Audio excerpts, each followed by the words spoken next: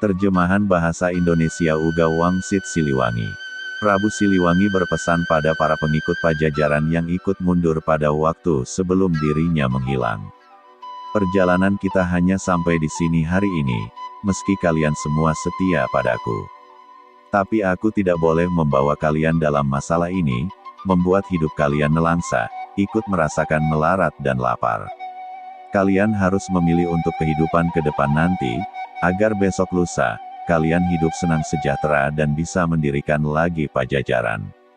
Bukan Pajajaran saat ini tapi Pajajaran yang baru yang berdiri oleh perjalanan waktu. Pilih. Aku tidak akan melarang, sebab untukku, tidak pantas jadi raja yang rakyatnya lapar dan miskin. Dengarkan, yang ingin tetap ikut denganku, cepat memisahkan diri ke selatan. Yang ingin kembali lagi ke kota yang ditinggalkan, cepat memisahkan diri ke utara. Yang ingin berbakti kepada raja yang sedang berkuasa, cepat memisahkan diri ke timur. Yang tidak ingin ikut siapa-siapa, cepat memisahkan diri ke barat. Dengarkan, kalian yang di timur harus tahu, kekuasaan akan turut dengan kalian. Dan keturunan kalian nanti yang akan memerintah saudara kalian sendiri dan orang lain. Tapi kalian harus ingat, nanti mereka akan memerintah dengan semena-mena. Akan ada pembalasan untuk semua itu. Silahkan pergi. Kalian yang di sebelah barat, carilah oleh kalian Ki Santang. Sebab nanti, keturunan kalian yang akan mengingatkan saudara kalian dan orang lain. Ke saudara sedaerah, ke saudara yang datang sependirian dan semua yang baik hatinya. Suatu saat nanti, apabila tengah malam, dari Gunung Halimun terdengar suara minta tolong, nah itu adalah tandanya. Semua keturunan kalian dipanggil oleh yang mau menikah di Lebak Cawene. Jangan sampai berlebihan, sebab nanti telaga akan banjir. Silahkan pergi. Ingat, jangan menoleh ke belakang. Kalian yang di sebelah utara, dengarkan, kota tak akan pernah kalian dapati, yang kalian temui hanya padang yang perlu diolah. Keturunan kalian, kebanyakan akan menjadi rakyat biasa. Adapun yang menjadi penguasa tetap tidak mempunyai kekuasaan. Suatu hari nanti akan kedatangan tamu, banyak tamu dari jauh, tapi tamu yang menyusahkan. Waspadalah, semua keturunan kalian akan aku kunjungi, tapi hanya pada waktu tertentu dan saat diperlukan. Aku akan datang lagi, menolong yang perlu, membantu yang susah, tapi hanya mereka yang bagus perangainya. Apabila aku datang tak akan terlihat. Apabila aku berbicara tak akan terdengar. Memang aku akan datang tapi hanya untuk mereka yang baik hatinya, mereka yang mengerti dan satu tujuan, yang mengerti tentang harum sejati juga mempunyai jalan pikiran yang lurus dan bagus tingkah lakunya. Ketika aku datang, tidak berupa dan bersuara tapi memberi ciri dengan wewangian. Semenjak hari ini, Pajajaran hilang dari alam nyata. Hilang kotanya, hilang negaranya. Pajajaran tidak akan meninggalkan jejak, selain nama untuk mereka yang berusaha menelusuri. Sebab bukti yang ada akan banyak yang menolak. Tapi suatu saat akan ada yang mencoba, supaya yang hilang bisa ditemukan kembali. Bisa saja, hanya menelusurinya harus memakai dasar. Tapi yang menelusurinya banyak yang sok pintar dan sombong. Dan bahkan berlebihan kalau bicara. Suatu saat nanti akan banyak hal yang ditemui, sebagian-sebagian. Sebab terlanjur dilarang oleh pemimpin pengganti. Ada yang berani menelusuri terus-menerus, tidak mengindahkan larangan, mencari sambil melawan, melawan sambil tertawa. Dialah anak gembala, rumahnya di belakang sungai, pintunya setinggi batu, tertutupi pohon handelem dan hanjuang. Apa yang dia gembalakan? Bukan kerbau, bukan domba, bukan pula kucing ataupun banteng. Tetapi ranting daun kering dan sisa potongan pohon.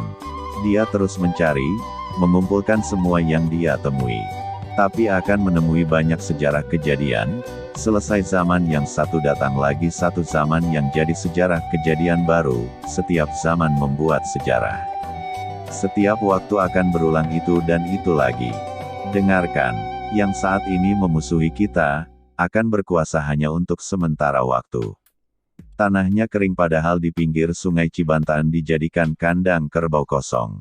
Nah disitulah, sebuah negara akan pecah oleh kerbau bule, yang digembalakan oleh orang yang tinggi dan memerintah di pusat kota. Semenjak itu, raja-raja dibelenggu. Kerbau bule memegang kendali, dan keturunan kita hanya jadi orang suruhan. Tapi kendali itu tak terasa sebab semuanya serba dipenuhi dan murah serta banyak pilihan. Semenjak itu, pekerjaan dikuasai monyet. Suatu saat nanti keturunan kita akan ada yang sadar, tapi sadar seperti terbangun dari mimpi. Dari yang hilang dulu semakin banyak yang terbongkar. Tapi banyak yang tertukar sejarahnya, banyak yang dicuri bahkan dijual. Keturunan kita banyak yang tidak tahu, bahwa zaman sudah berganti. Pada saat itu geger di seluruh negara. Pintu dihancurkan oleh mereka para pemimpin, tapi pemimpin yang salah arah. Yang memerintah bersembunyi, pusat kota kosong, kerbau bule kabur. Negara pecahan diserbu monyet. Keturunan kita enak tertawa, tapi tertawa yang terpotong, sebab ternyata, pasar habis oleh penyakit, sawah habis oleh penyakit, tempat padi habis oleh penyakit, kebun habis oleh penyakit, perempuan hamil oleh penyakit. Semuanya diserbu oleh penyakit. Keturunan kita takut oleh segala yang berbau penyakit. Semua alat digunakan untuk menyembuhkan penyakit sebab sudah semakin parah. Yang mengerjakannya masih bangsa sendiri. Banyak yang mati kelaparan. Semenjak itu keturunan kita banyak yang berharap bisa bercocok tanam sambil sok tahu membuka lahan. Mereka tidak sadar bahwa zaman sudah berganti cerita lagi. Lalu sayup-sayup dari ujung laut utara terdengar gemuruh, burung menetaskan telur. Riuh seluruh bumi. Sementara di sini, ramai oleh perang, saling menindas antar sesama. Penyakit bermunculan di sana-sini. Lalu keturunan kita mengamuk. Mengamuk tanpa aturan. Banyak yang mati tanpa dosa, jelas-jelas musuh dijadikan teman, yang jelas-jelas teman dijadikan musuh. Mendadak banyak pemimpin dengan caranya sendiri. Yang bingung semakin bingung. Banyak anak kecil sudah menjadi bapa. Yang mengamuk tambah berkuasa, mengamuk tanpa pandang bulu. Yang putih dihancurkan, yang hitam diusir. Kepulauan ini semakin kacau, sebab banyak yang mengamuk. Tidak beda dengan tawon, hanya karena dirusak sarangnya, seluruh nusa dihancurkan dan dikejar. Tetapi, ada yang menghentikan adalah orang seberang. Lalu berdiri lagi penguasa yang berasal dari orang biasa. Tapi memang keturunan penguasa dahulu kala dan ibunya adalah seorang putri Pulau Dewata. Karena jelas keturunan penguasa baru susah dianiaya. Semenjak itu berganti lagi zaman. Ganti zaman ganti cerita. Kapan? Tidak lama, setelah bulan muncul di siang hari, disusul oleh lewatnya komet yang terang benderang. Di bekas negara kita, berdiri lagi sebuah negara. Negara di dalam negara dan pemimpinnya bukan keturunan Pajajaran. Lalu akan ada penguasa, tapi penguasa yang mendirikan benteng yang tidak boleh dibuka, yang mendirikan pintu yang tidak boleh ditutup, membuat pancuran di tengah jalan, memelihara elang di pohon beringin. Memang penguasa buta, bukan buta raksasa, tetapi buta tidak melihat, segala penyakit dan penderitaan, penjahat juga pencuri menggerogoti rakyat yang sudah susah. Sekalinya ada yang berani mengingatkan, yang diburu bukanlah penderitaan itu semua tetapi orang yang mengingatkannya. Semakin maju semakin banyak penguasa yang buta tuli, memerintah sambil menyembah berhala. Lalu anak-anak muda salah pergaulan, aturan hanya menjadi bahan omongan, karena yang membuatnya bukan orang yang mengerti aturan itu sendiri. Wajar saja bila kolam semuanya mengering, pertanian semuanya puso, bulir padi banyak yang diselewengkan, sebab yang berjanjinya banyak tukang bohong, semua diberangus janji-janji belaka, terlalu banyak orang pintar, tapi pintar kebelinger. Pada saat itu datang pemuda berjanggut, datangnya memakai baju serba hitam sambil menyanding sarung tua. Membangunkan semua yang salah arah, mengingatkan pada yang lupa, tapi tidak dianggap. Karena pintar kebelinger, maunya menang sendiri. Mereka tidak sadar, langit sudah memerah, asap mengepul dari perapian. Alih-alih dianggap, pemuda berjanggut ditangkap dimasukkan ke penjara. Lalu mereka mengacak-ngacak tanah orang lain, beralasan mencari musuh tapi sebenarnya mereka sengaja membuat permusuhan. Waspadalah, sebab mereka nanti akan melarang untuk menceritakan Pajajaran. Sebab takut ketahuan, bahwa mereka yang jadi gara-gara selama ini. Penguasa yang buta, semakin hari semakin berkuasa melebihi kerbau bule. Mereka tidak sadar zaman manusia sudah dikuasai oleh kelakuan hewan.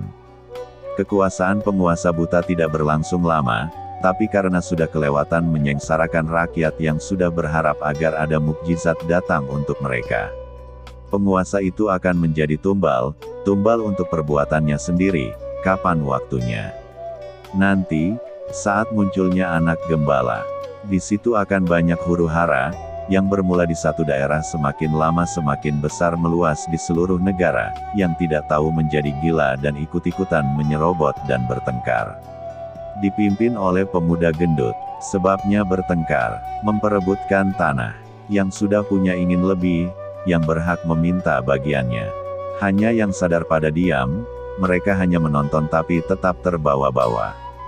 Yang bertengkar lalu terdiam dan sadar ternyata mereka memperebutkan pepesan kosong, sebab tanah sudah habis oleh mereka yang punya uang. Para penguasa lalu menyusup, yang bertengkar ketakutan kehilangan negara, lalu mereka mencari anak gembala, yang rumahnya di ujung sungai yang pintunya setinggi batu, yang rimbun oleh pohon handelem dan hanjuang. Semua mencari tumbal, tapi pemuda gembala sudah tidak ada, sudah pergi bersama pemuda berjanggut, pergi membuka lahan baru di Lebak Cawene. Yang ditemui hanya gagak yang berkoar di dahan mati. Dengarkan, zaman akan berganti lagi, tapi nanti, setelah gunung gede meletus, disusul oleh 7 gunung. Ribut lagi seluruh bumi, orang Sunda dipanggil-panggil, orang Sunda memaafkan. Baik lagi semuanya, negara bersatu kembali, Nusa Jaya lagi, sebab berdiri Ratu Adil yang sejati. Tapi ratu siapa? Dari mana asalnya sang ratu? Nanti juga kalian akan tahu. Sekarang, cari oleh kalian pemuda gembala. Silahkan pergi, ingat jangan menoleh ke belakang.